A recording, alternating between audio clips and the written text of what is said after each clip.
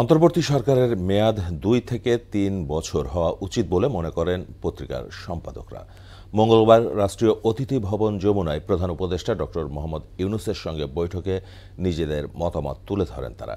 বৈঠকে প্রধান উপদেষ্টা সরকারের ভুল ত্রুটি নির্দ্বিধায় ছাপতে বলেছেন বলে জানান সম্পাদক পরিষদের সভাপতি মাহফুজ আনাম।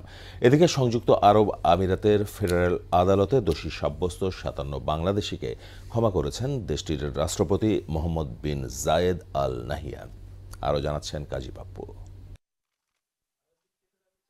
রাষ্ট্রীয় অতিথি ভবন যমুনায় প্রিন্ট মিডিয়ার 20 সম্পাদকের সঙ্গে বৈঠক করেন অন্তর্বর্তী সরকারের প্রধান উপদেষ্টা ডক্টর মোহাম্মদ ইউনূস। এতে অন্তর্বর্তী সরকারের মেয়াদের বিষয়টি সর্বাধিক গুরুত্ব পায়।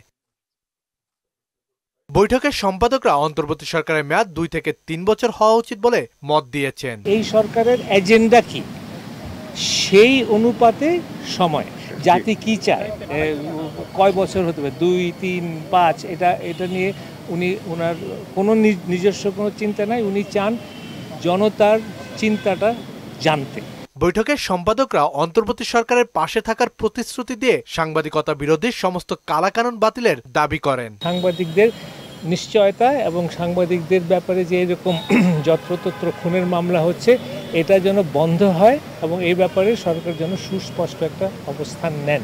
সম্পূর্ণভাবে আমাদের একাত্মতা ঘোষণা করেছি। আমরা চাই যে একটা নতুন দিগন্ত বাংলাদেশে উন্মোচিত হোক। এদিকে কোটা সংস্কার আন্দোলনে সংহতি জানিয়ে সংযুক্ত আরব আমিরাতে বিক্ষোভ করায় 57 বাংলাদেশিকে বিভিন্ন মেয়াদে কারাদণ্ড দেয় দেশটির ফেডারেল আদালত। শেখ হাসিনার সরকারের পতনের পর এ নিয়ে তোড়জোড় শুরু করেন অন্তর্বর্তী সরকারের প্রধান উপদেষ্টা ডক্টর মোহাম্মদ ইউনূস। তার সম্মানে কারাদণ্ডপ্রাপ্ত বাংলাদেশিদের রেহাই করে দেওয়ার নির্দেশ দেন আরব আমিরাতের সরকার। 3 জনের এগেনস্টে সম্ভবত লাইফ টার্ম, একজন বোধহয় 11 বছর এবং বাকি 53 জন বোধহয় 10 বছর দিয়েছিল। তাদেরকে পার্ডন করে দিয়েছেন হিজ হাইনেস মোহাম্মদ বিন জায়েদ। শ্রমিকদের দেশে ফেরত আনার বিষয়টি নিয়ে পররাষ্ট্র মন্ত্রণালয় কাজ করছে বলে সংবাদ সম্মেলনে জানান প্রধান উপদেষ্টার প্রেস সচিব শফিকুল আলম। তো এদের বিষয় কি হবে এটার উপরে পরবর্তীতে জানাবেন।